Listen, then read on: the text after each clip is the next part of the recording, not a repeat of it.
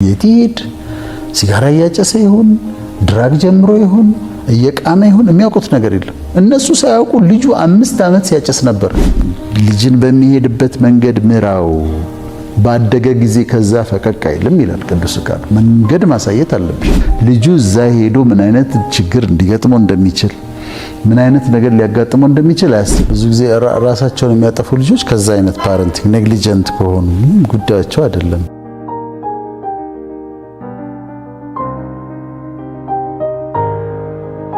ልጆችን ሲያሳድጉ በደንብ ሳይንሳዊ በሆነ መንገድ ገብቷቸው እንዲያሳድጉ እነዚህ ማውራታችን በጣም ጥሩ ነው። አንደኛው ኦቶሪቴሪያን ፓረንቲንግ ነው የሚባለው። ኦቶሪቴሪያን ፓረንቲንግ ስታይል የሚባለው ማይ ዌይ ኦር ዘ ሃይዌይ ነው። እኔ የምልሽን ታረጋለሽ። ልጅ የሚለው በወላጅ ይሄኛውን ሲከተል እኔ የምለውን ነው የምታረጊው። እኔ ቤት ነው ያለው፣ በኔ ህግ ነው የምትኖረው፣ እኔ እምልሽን ታደርጊያለሽ። ሌላ ንግግር የለም። የተባልሽውን ነው የምታረጊው።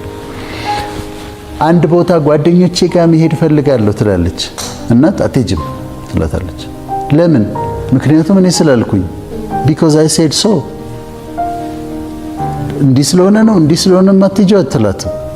በቃ እንዳትሄጂም አልኩሽ አትሄጂም፣ በቃ ነገርኩሽ እኮ።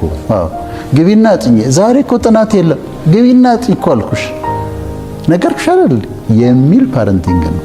እኔ ያልኩትን ብቻ ታረጊያለሽ፣ እኔ ህጎቹን አወጣለሁ፣ ህጎቹን ትከታያለሽ፣ ሂጂ ስልሽ ትሄጃለሽ። እንቅልፌ ሳይመጣ ተኝ ልትበይ ትችላለሽ። እንቅልፌ አልመጣም እኮ ማሚ ተኝ ያልኩሽ እኮ እንዴ፣ በቃ ነገርኩሽ እኮ መልስ ለምን ትሰጭኛለሽ? እንዲህ አይነት ግብዣ አለ ዳዲ ልሂድ፣ አይ አትሄጂም። ለምን ማለት አትችልም። ለምን? በቃ አትሄጂም አልኩሽ አትሄጂም። ይሄ ነው ኦቶሪቴሪያን ፓረንቲንግ ስታይል ማለት ይሄ ነው። ህጎች አሉ፣ ከዛ ቅጣት ደግሞ አለ። የተባልሽውን ካላረገች ልጆች የተባሉት ካላረጉ ደግሞ ቅጣት አላቸው። እኔ ያልኩትን ትላረጋል፣ የሚደረግልህ ነገር ይደረጋል። እኔ አጥና ስልህ ታጠናለህ፣ ተኛ ስልህ ትተኛለህ፣ ብላ ስልህ ምግብ ሁሉ እኮ ጠግበው ልጆች እኮ ጨርስ ይባላሉ።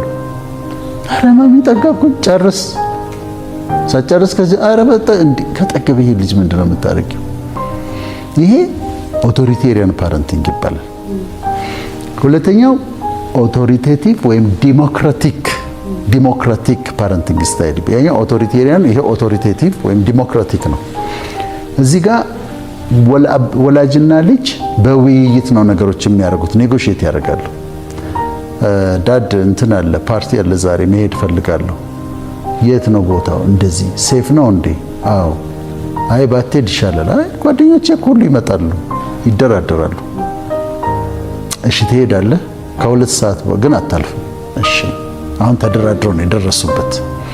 እንዲህ ነገር እንዲገዛልኝ ይፈልጋለሁ፣ አይፓድ እና ስልክ እንዲገዛልኝ ይፈልጋሉ። ምን ያደርግልሃል? አይፓድ እና ስልክ ለዚህ ይጠቅመኛል፣ ለዚህ ይሄን ይጠቅመኛል። እሺ ስለዚህ ስልኩን ብገዛልህ ሁለቱንም መጠቀም ትችላለህ። ተደራድረው መሀል ላይ ነው የመጡት። በውይይት ነው ዲስከስ ያደርጋሉ። ልጁ ኤክስፕሌን ማድረግ አለበት፣ የሚፈልገውን ነገር ያስረዳል።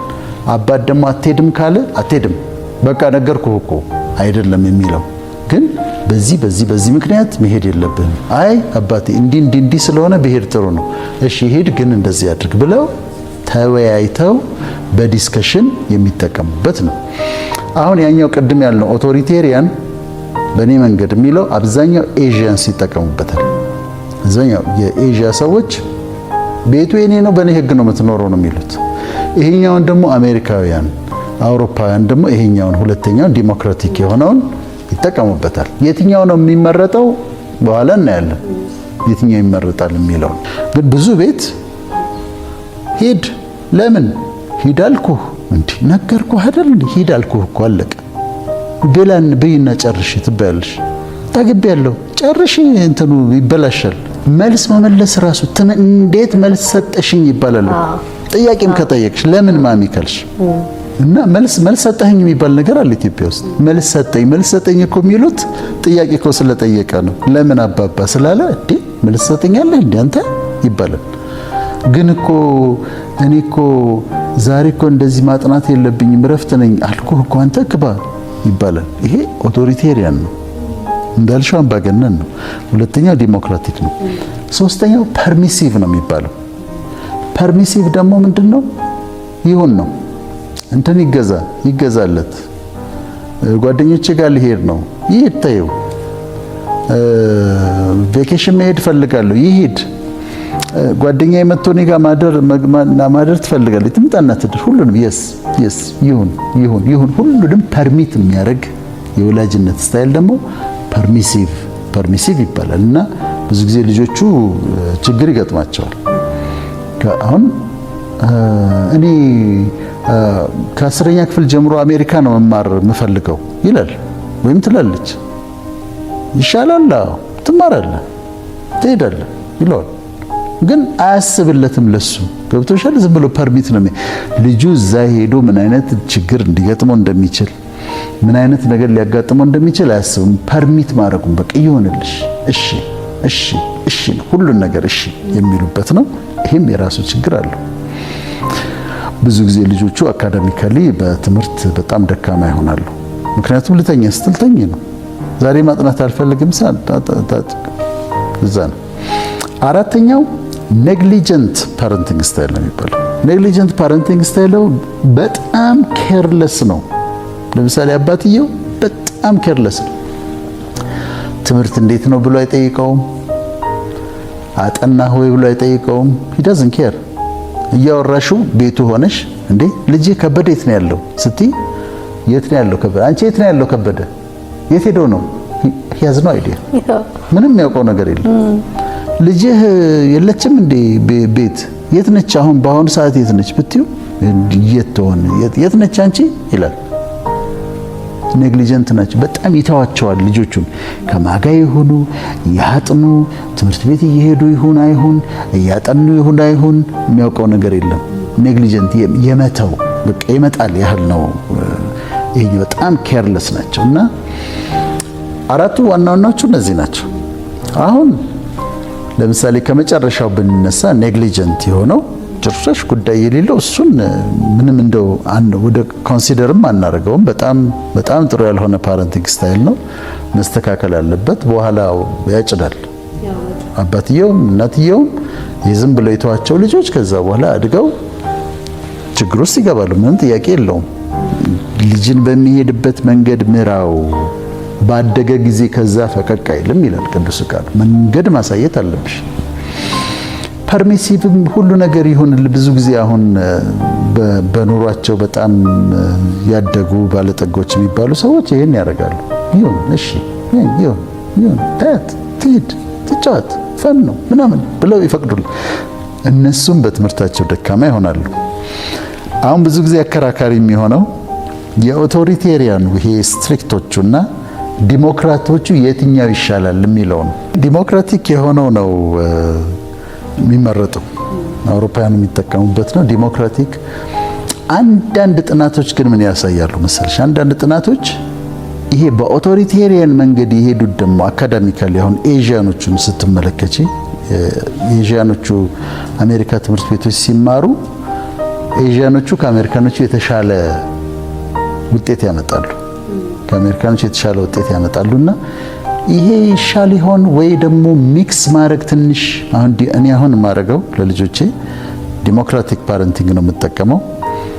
አንዳንድ ቦታ ላይ ግን ከዛችኛዋ ከኦቶሪቲ ነው አመጣለሁ፣ ትንሽ ጨመር አደርጋለሁና ትንሽ ሚክስ ማድረግም ይቻላል። ሚክስድ የሆነም አለና በመነጋገር አንዳንድ ቦታ ላይ ደግሞ ስትሪክት መሆን ያለብሽ ቦታ ላይ ደግሞ ስትሪክት ሆኝባቸዋለሽ።